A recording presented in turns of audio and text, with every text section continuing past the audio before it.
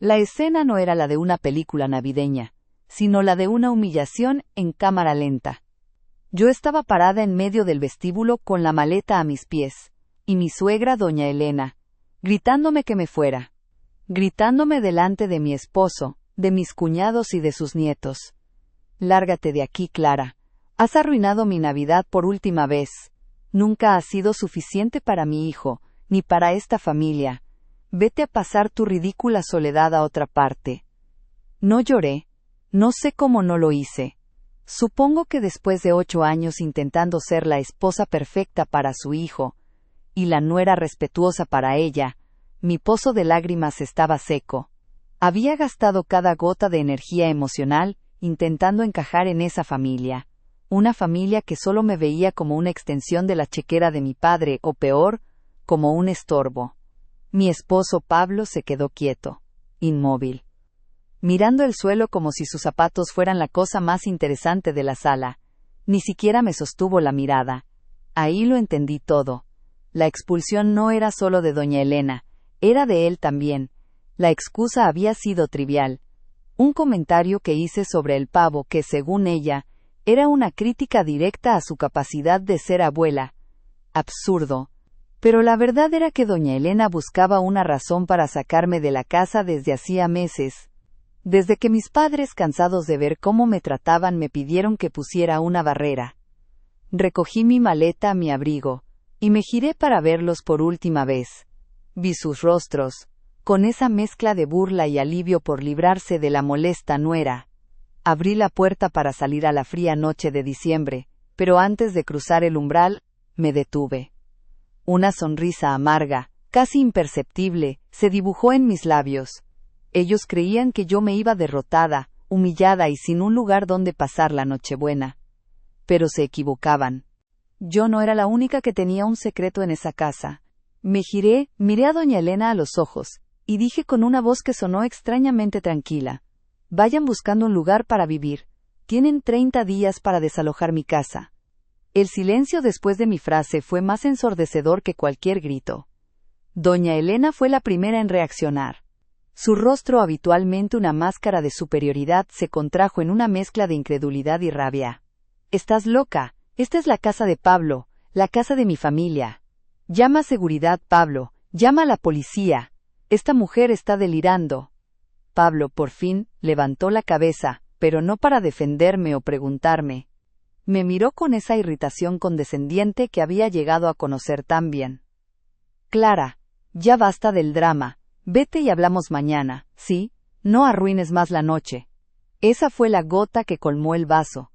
No fue el desprecio de mi suegra, fue la cobardía indolente de mi esposo.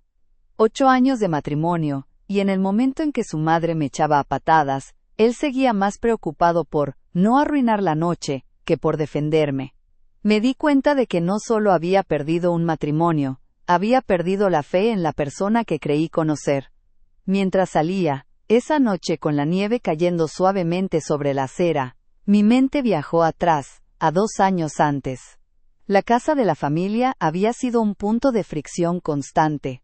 Cuando Pablo y yo nos casamos, vivimos en un pequeño apartamento que yo pagaba, mientras él terminaba de encontrar su camino, un eufemismo que doña Elena usaba para describir su falta de ambición.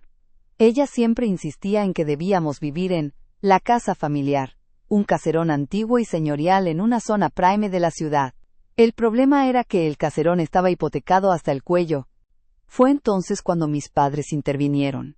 Eran personas prácticas y sobre todo me adoraban. Pablo y yo necesitábamos un lugar más grande para formar una familia, y doña Elena, a pesar de su orgullo, estaba ahogada por las deudas de la propiedad. Mi padre, un empresario con buen ojo, propuso la solución que selló mi destino, aunque yo no lo supiera en ese momento. Me reuní con Pablo y sus padres en la oficina de un abogado. El plan de mi padre era pagar la hipoteca completa, rescatar la casa de la subasta inminente y reformarla.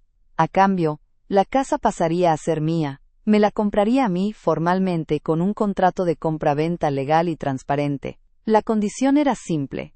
Pablo y yo viviríamos allí, y la familia de él podría disfrutarla, con la promesa de que, si algo pasaba, yo tendría el control legal y financiero. Era una forma de asegurar mi futuro, y un seguro para mis padres de que yo nunca dependería de la inestable economía de Pablo. Doña Elena puso una escena digna de Oscar, hablando de ultraje a la tradición y desconfianza familiar. Pero la desesperación por perder la casa pudo más que su orgullo.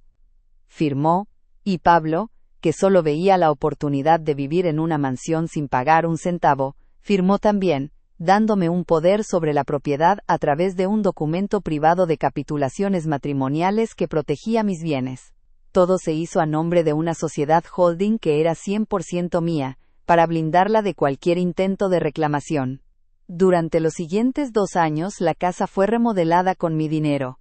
Pusimos una nueva cocina para la que doña Elena jamás me dio las gracias, y reformamos los baños que ella usaba a diario.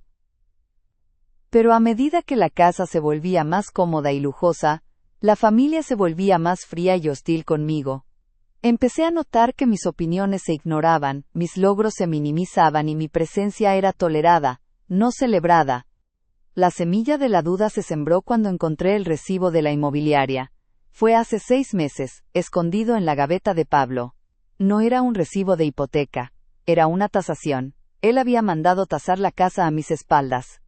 En el recibo, la casa aparecía bajo la titularidad de mi sociedad holding, pero el concepto era clarísimo, tasación con fines de venta futura. Ahí supe que él no solo era pasivo, sino activamente desleal. Estaba buscando la forma de venderme la casa a espaldas de sus padres, o más probablemente, de vendérsela a ellos y quedarse con el dinero. Mi matrimonio no era solo amor. Para Pablo, era un proyecto inmobiliario. Esa tasación me llevó a la decisión de confrontarlo. No lo hice con rabia, sino con la frialdad de quien se siente traicionada. ¿Qué planeas hacer con la tasación, Pablo?, le pregunté una noche.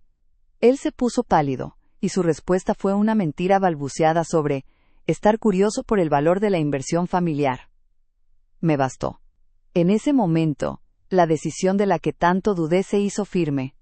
Tenía que investigar hasta dónde llegaba su traición, o la de doña Elena, y asegurar mi patrimonio antes de que ellos lo hicieran añicos. Salí de la casa, no como una esposa humillada, sino como una mujer dispuesta a recuperar lo que era suyo, empezando por mi dignidad. Desde el momento en que salí de la casa, supe que no podía confiar en nadie, y mucho menos en los abogados de familia que Pablo y doña Elena usaban. Mi única defensa era la documentación y la discreción. La primera parada fue la oficina de mis propios abogados, la firma que mi padre siempre utilizaba. Ellos eran los únicos que conocían la verdadera estructura legal de la propiedad. La reunión con el abogado Ramírez fue rápida y tensa. Le entregué el recibo de la tasación y le conté la hostilidad creciente, culminando en la expulsión navideña. Ramírez, un hombre serio y canoso, revisó los papeles de la sociedad holding y el contrato de compra-venta original. Clara, legalmente, esta casa es un activo blindado. Es tuyo al 100%. Tu esposo tiene derecho a vivir en ella mientras el matrimonio sea funcional, según las capitulaciones, pero cualquier intento de venta o traspaso sin tu firma es un fraude.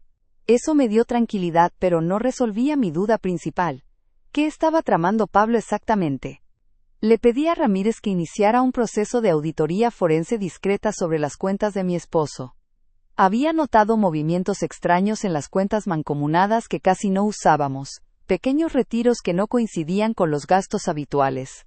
Al principio pensé que eran deudas de juego, o alguna tontería. La verdad que descubrimos fue mucho peor. A la mañana siguiente volví a la casa. No para suplicar, sino para actuar. Usando la llave de servicio, la que yo usaba para entrar discretamente cuando trabajaba hasta tarde, me deslicé. La casa estaba extrañamente silenciosa después de las celebraciones. Fui directamente a la oficina de Pablo. Busqué en su computadora, donde guardaba la mayor parte de su información personal y financiera. Yo tenía su contraseña, un hábito descuidado que él nunca corrigió. Lo que encontré no era solo evidencia de un fraude inmobiliario potencial, sino la prueba de la traición personal más hiriente. Pablo no solo estaba tasando la casa, había estado en contacto constante con un abogado de divorcios. Pero eso no era lo peor. Encontré una carpeta etiquetada, propuesta de liquidación. Dentro, Había correos electrónicos intercambiados entre Pablo, doña Elena y el abogado de divorcios. El plan era brutalmente sencillo y maquiavélico. Fase 1. La humillación. Utilizar la hostilidad y el comportamiento abusivo de doña Elena para que yo me sintiera tan miserable que decidiera irme voluntariamente, dejándolos a ellos como dueños de facto. Fase 2. La deuda. Pablo iba a empezar a acumular deudas matrimoniales ficticias con sus padres y otros familiares, creando un rastro financiero falso para luego reclamar una parte mayor de los bienes en el divorcio, alegando que yo no contribuía a la familia. Fase 3. El vacío legal. Intentarían argumentar que el contrato de compra-venta de la casa era nulo, o que yo había sido coaccionada, una mentira ridícula, para que la casa volviera a ser propiedad de doña Elena, liberando así a Pablo de tener que dividirla conmigo. Querían el lujo sin mí. Mientras leía los correos, un nudo frío se instaló en mi estómago. No era solo el dinero, era la conspiración. Mi esposo y mi suegra habían estado planeando mi caída, mi ruina económica y mi humillación pública durante meses. Utilizaban términos como la carga y el obstáculo legal para referirse a mí. Pero en el último correo, fechado 2 días antes de Navidad, encontré el hallazgo más impactante. Pablo le escribía a su abogado: todo está listo. Ella ya se fue por su cuenta. Mañana mismo iniciamos el proceso para cambiar las cerraduras y presentar la demanda de divorcio. La casa será nuestra de nuevo. Mi sangre se congeló. Ellos no esperaban 30 días. Querían la casa de inmediato, utilizando mi abandono de la noche de Navidad como prueba de que yo había roto el acuerdo matrimonial. En ese instante la tristeza y la rabia se fusionaron en una determinación de acero. No solo iba a divorciarme, no solo iba a protegerme. Iba a usar la única cosa que les importaba, la casa, para mostrarles lo equivocados que estaban al pensar que podían jugar conmigo.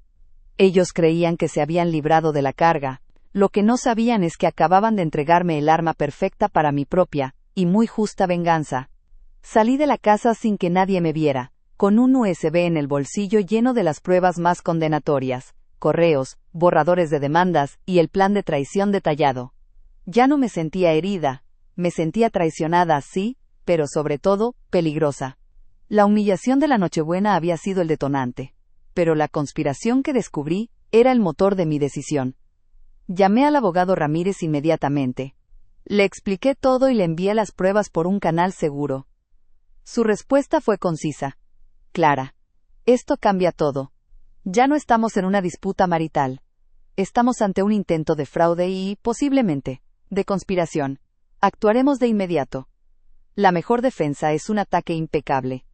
El lunes por la mañana, mientras Pablo y doña Elena probablemente brindaban por su aparente victoria y planeaban su siguiente paso, yo estaba firmando la orden de desalojo. Usando mi poder como titular única de la sociedad holding dueña de la propiedad, y basándome en la evidencia de que mi esposo estaba planeando activamente un fraude en mi contra, rompiendo así las capitulaciones matrimoniales, solicitamos una orden de desalojo acelerada. La ley estaba de mi lado.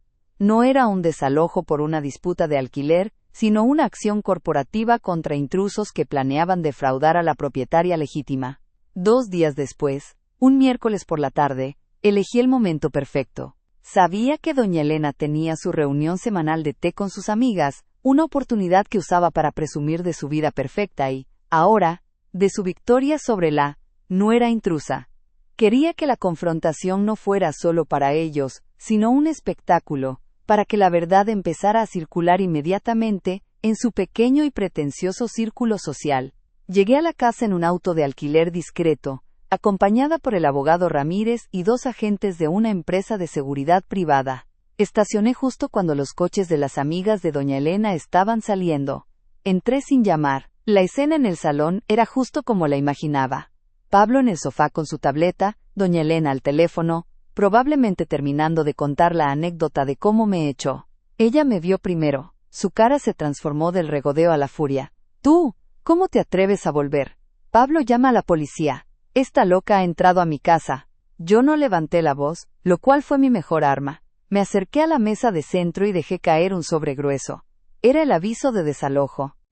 «Doña Elena», dije, mi voz tranquila como el hielo. Dejé claro el lunes que este era mi siguiente paso. Esto no es tu casa. Esta es la propiedad de mi sociedad holding, de la cual yo soy la única accionista. Y como usted y su hijo han incurrido en un intento de fraude, y han roto los acuerdos de convivencia, tienen 24 horas para irse. Pablo soltó la tableta. Estaba completamente blanco. Clara, ¿qué demonios es esto? Estás bromeando, ¿verdad? Es Navidad. No puedes hacer esto. Oh, sí puedo, Pablo. De hecho, ya lo hice, respondí, señalando a los dos hombres uniformados que se quedaron en la entrada. Ellos están aquí para supervisar. Y esto, añadí, sacando una copia impresa de los correos electrónicos más condenatorios, es la prueba de que ustedes dos estaban planeando robarme la casa. Lo leí todo, Pablo. Tus planes de cambiar las cerraduras, tus deudas ficticias, tus abogados de divorcio. Intentaron usar mi propia generosidad y mi matrimonio como un arma para despojarme. Doña Elena se levantó, temblando de rabia.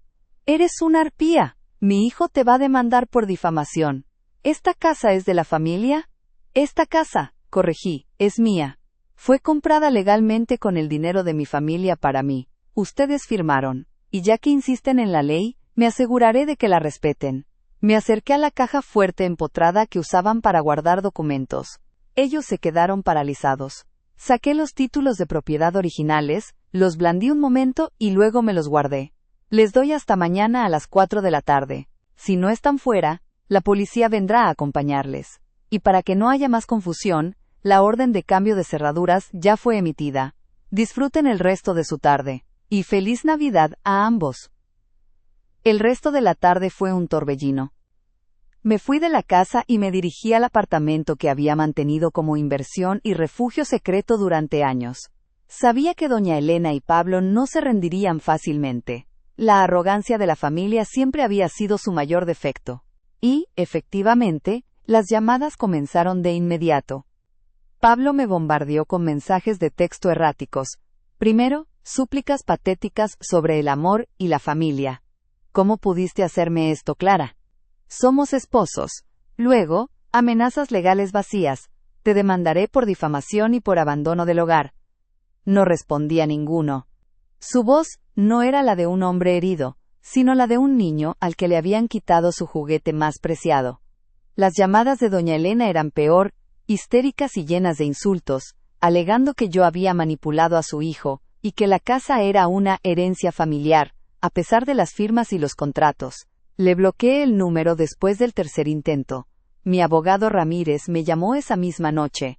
Clara, han intentado una medida de emergencia en el tribunal, alegando que usted los está dejando sin hogar maliciosamente.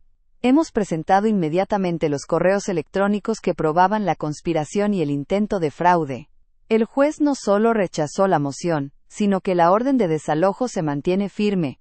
De hecho, el desalojo fue respaldado con una advertencia de desacato si no cooperan. Tienen hasta mañana a las 4. La mañana siguiente se sintió interminable. Yo no sentía alegría ni triunfo, solo una profunda quietud. Había roto con la única vida que conocía, pero la liberación de esa carga emocional era inmensa. Lo que había sido un matrimonio se había convertido en una transacción comercial fallida, y al fin, yo estaba cobrando mi parte. A las 3:55 de la tarde llegué a la casa, acompañada esta vez por Ramírez y un cerrajero. Los dos guardias de seguridad seguían allí, vigilando la entrada. El ambiente era de derrota absoluta. Pablo estaba en el vestíbulo, vestido con ropa que parecía de la universidad y con una maleta a medio llenar. Parecía envejecido, su arrogancia completamente desinflada. Doña Elena estaba en el porche, discutiendo a gritos por teléfono con su hermano, probablemente intentando organizar alojamiento. Al verme, Pablo se acercó con una mirada de mendicidad. Clara, por favor, podemos hablar de esto. Si tan solo me das un mes. Te juro que podemos arreglar lo del divorcio de forma amistosa. Solo no nos dejes en la calle. Lo miré a los ojos y noté el vacío. No era arrepentimiento por haberme traicionado. Era miedo a la intemperie. No hay nada que hablar, Pablo, le dije. Hablaremos a través de nuestros abogados. Y no te estoy dejando en la calle. Tú te pusiste en la calle cuando decidiste que podías planear robarme y humillarme. Esta era tu oportunidad de ser un hombre de palabra, de ser un esposo. Elegiste el fraude. Doña Elena, colgando el teléfono, se abalanzó, tratando de intimidarme por última vez. Esta es mi casa. Mi vida. No tienes alma, Clara. No, doña Elena, no es su casa, repliqué, manteniendo mi serenidad. Y si no tengo alma, es porque usted y su hijo me la drenaron durante 8 años de exigencias y desprecio. Yo pagué las cuentas, yo compré el techo bajo el que vivían, y lo único que recibí a cambio fue deslealtad y traición. Ramírez, viendo que la hora límite había llegado, intervino con frialdad profesional. Señor y señora, apellido de Pablo, la orden de desalojo es efectiva. El cerrajero procederá a cambiar todas las cerraduras. Cualquier posesión que no sea retirada hoy será catalogada y almacenada bajo su costo. Por favor, retírense. El cerrajero comenzó su trabajo, el sonido metálico de la broca resonando en el silencio humillante. Pablo tomó su maleta y se dirigió a la calle, sin mirar atrás. Doña Elena, sin embargo, no pudo evitar el último acto de desafío. Al pasar junto a mí, escupió. Te vas a arrepentir de haber roto esta familia, Clara. Vas a estar sola para siempre. La miré irse caminando con prisa, seguida por su hijo, ahora literalmente sin un hogar que fuera suyo. Mis ojos se posaron en la puerta, que ahora aseguraba mi propiedad. La humillación de la Nochebuena había sido borrada por esta justicia fría. Pero, mientras el cerrajero terminaba, una punzada me recordó que, aunque había ganado la casa y la dignidad, la victoria tenía un sabor amargo. Yo estaba sola, sí, pero por primera vez no estaba manipulada. Me quedé en la casa esa noche. No volví al refugio que había preparado. Quería sentirme dueña del espacio, caminar por las habitaciones que había pagado y remodelado, sin la sombra crítica de doña Elena ni la presencia indolente de Pablo. La casa estaba vacía, inmensa, y el silencio era reparador. Mientras estaba en la que solía ser nuestra habitación, ahora mi habitación, desempacando algunas cosas, vi un pequeño libro escondido en el fondo de una caja vieja de recuerdos que Pablo había dejado olvidada. Era un diario. No un diario íntimo, sino un cuaderno de notas que él usaba para apuntar ideas de negocio y metas. Estuve a punto de tirarlo, pero la curiosidad me picó por última vez. Lo abrí y me detuve en una entrada de hace unos 5 años, justo antes de que nos casáramos. La letra de Pablo era descuidada, pero las palabras eran claras. Clara es la solución perfecta, rica, enamorada, y sobre todo, ingenua. Con ella, no solo salgo de deudas, sino que tengo acceso a la casa familiar sin tener que pagar un céntimo. Mamá lo entiende. Solo tengo que mantener la fachada de chico con potencial un poco más. La amo, en serio, pero amo más la idea de no trabajar nunca más. La casa es el activo principal. Es el verdadero premio. Leí esa entrada 1, 2, 3 veces. No era solo la confirmación de su traición. Era la prueba de que nuestro matrimonio nunca había sido real. Nunca fui su esposa, su compañera ni su amor. Fui un plan de negocios con piernas, una palanca financiera para él y para su madre.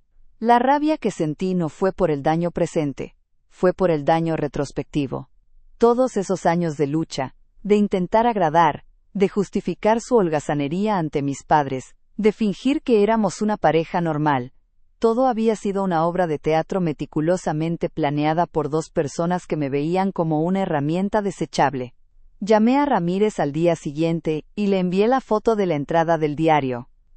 Él dijo que era la guinda del pastel, una prueba irrefutable de la falta de afecto conyugal y la intención fraudulenta desde el inicio. El divorcio, que ellos querían usar para arrebatarme la casa, ahora se convertiría en mi arma para despojarlo de cualquier reclamo financiero futuro. El verdadero giro, la amarga reflexión que me dejó marcada, no fue la venganza exitosa. Fue la realización de que mi suegra doña Elena, a pesar de todo su orgullo y abuso, estaba siendo manipulada de alguna manera, o al menos era cómplice de algo mucho más grande. Cuando el divorcio avanzó, Pablo intentó negociar de nuevo, desesperado. Clara, por favor, solo quiero algo del dinero del valor de la casa. Lo necesito. Mamá está muy mal, de verdad. Fue entonces cuando Ramírez me reveló algo que había encontrado en los registros de la propiedad que solo una auditoría forense profunda habría descubierto. La hipoteca que mis padres pagaron no era la única deuda de doña Elena.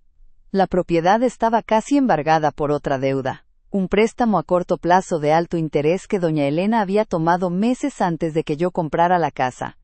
Un préstamo que ella había usado para financiar discretamente una inversión fallida de su hermano y peor aún para pagar una antigua deuda de juego de Pablo que él le había ocultado a todos. Doña Elena no odiaba solo a la nuera.